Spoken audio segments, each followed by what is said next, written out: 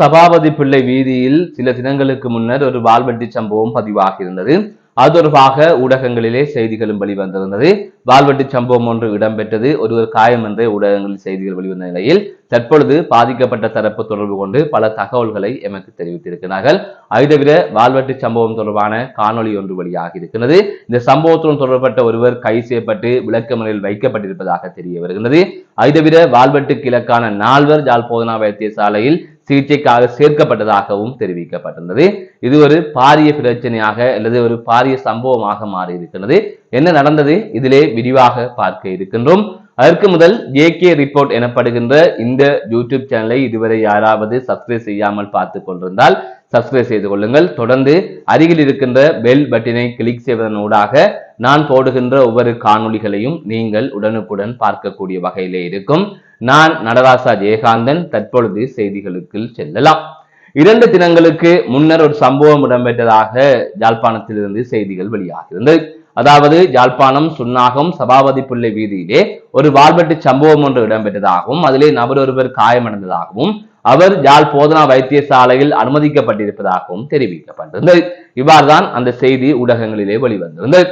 இந்த நிலையில் இது தொடர்பாக பாதிக்கப்பட்ட தரப்பை சேர்ந்த ஒருவர் எனக்கு தொலைபேசி மூலமாக தொடர்பு கொண்டு சில தகவலை தெரிவித்தார். அதை தவிர அந்த வாள்வெட்டி சம்பவம் தொடர்பான காணொலி காட்சியையும் அனுப்பி வைத்திருந்தார். அதிலே அவர் கூறிய விடயங்கள் என்பது அதிர்ச்சி தரக்கூடிய வகையிலே இருக்கின்றது. ஒரு பெண்ணால் 2 தரப்புக்கு இடையிலே ஒரு பிரச்சனை ஏற்பட்டிருக்கிறது. அந்த பிரச்சனை கடந்த 1.5 மாதங்களுக்கு முன்பாக இடம்பெற்றிருக்கிறது. அப்போது தொலைபேசி ஊடாக இரு தரப்பும் வாய்த்தர்க்கத்தில் ஈடுபட்டிருக்கிறார்கள். இந்த நிலையில் தான் கோப்பாய் பகுதியில் இருக்கின்ற ஒரு குடும்பத்தினர் அவர்களது நெருங்கிய உறவினர் ஒருவர் இவ்வாறு சபாபதி பிள்ளை வீதியிலே உயிரிழந்திருப்பதாக தெரிவிக்கப்பட்ட நிலையிலே, அதாவது அந்த பகுதியிலே உயிரிழந்திருப்பதாக தெரிவிக்கப்பட்ட நிலையிலே அங்கு இடம்பெறுகின்ற மரண சடங்கிற்கு அவர்கள் சென்றிருக்கிறார்கள். அந்த சந்தர்ப்பத்தில் தான் ஏற்கனவே தொலைபேசி ஊடாக முரண்பட்ட மத்திய தரப்பு, அதாவது நபர் ஒருவரும் அவரின் தந்தையும் இவ்வாறு அவர்கள் மீது வாள்வெட்டு தாக்குதல் சம்பவம் நடத்தி இருப்பதாக கூறப்படுகிறது. இதன் போது 14 வயது மற்றும் 17 வயதுடைய 2 பெண் பிள்ளைகளும் தாயும் தந்தையும் என 4 இவ்வாறு வாள்வெட்டு தாக்குதலுக்கு இலக்கானதாக கூறப்படுகின்றது. அந்த 14 வயதுடைய பெண் பிள்ளைதான் இந்த சம்பவத்தை எல்லாம் காணொலியாக பதிவு செய்திருந்தார். எனவே அவர் அந்த காணொலியை பதிவு செய்து கொண்டிருக்கின்ற போது அவர் காணொலி எடுத்த அந்த கையை அந்த நபர்கள் வெட்டியதாக தெரிவிக்கப்பட்டிருக்கிறது. அதை தவிர தாயின் தலையின் உச்சியில் வெட்டியிருப்பதாக கூறப்படுகிறது. அது தவிர மேலும் இருவர் மீதும் வாள்வெட்டு தாக்குதல் நடத்தப்பட்டிருக்கிறது. இது தொடர்பாக உடனடியாக பொலிஸ் நிலையத்திற்கு சென்றிருக்கிறார்கள் அந்த பாதிக்கப்பட்ட தரப்பு. அப்போது வெட்டிய தரப்பும் பொலிஸ் நிலையத்திற்கு சென்றிருக்கின்றது. அந்த சந்தர்ப்பத்தில் வெட்டிய தரப்பை வீட்டுக்கு அனுப்பிவிட்டு அந்த பாதிக்கப்பட்ட தரப்பை வைத்தியசாலைக்கு செல்லுமாறு போலீசார் தெரிவித்ததாக அந்த தரப்பிலிருந்து எனக்கு கூறப்பட்ட செய்தியிலே ஒரு பெண் தெரிவித்திருந்தார். ஆகவே அதன் தொடர்ச்சியாக இவர்கள் 4 யாழ் போதனா வைத்தியசாலையில் அனுமதிக்கப்பட்டிருக்கிறார்கள். அந்த சந்தர்ப்பத்தில் யாழ் போதனா வைத்தியசாலையில் முறைப்பாடு ஒன்றை பதிவு செய்கின்ற போது இந்த விடயத்தை தெரிவித்திருக்கிறார்கள். அந்த தொடர்ச்சியாக அந்த சம்பவத்தில் ஈடுபட்டவர்களை கைது செய்வதற்கான நடவடிக்கையில் போலீசார் ஈடுபட்டு வந்த நிலையில் இந்த சம்பவத்தில் ஈடுபட்ட இருவரில் ஒருவரை, அதாவது நபர் ஒருவரை போலீசார் கைது செய்திருப்பதாக தெரிவிக்கப்பட்டிருக்கிறது. அந்த நபரின் தந்தை தலைமறைவாகி இருப்பதாக கூறப்படுகிறது. இவ்வாறு கைது செய்யப்பட்ட அந்த நபர் நீதிமன்றத்திலே முன்னிலைப்படுத்தப்பட்டிருக்கின்றார். அது தொடர்ச்சியாக அவரை 14 நாட்கள் விளக்கமறையில் வைக்குமாறு நீதிமன்றம் உத்தரவு பிறப்பித்திருக்கிறது. மற்றவரை தேடி வருகின்றார்கள். இவ்வாறு ஒரு சம்பவம் அந்த பகுதியிலே இடம்பெற்றிருக்கிறது. அதாவது மரண சடங்கிற்கு சென்ற வேளை பதிவாகி இருக்கிறது.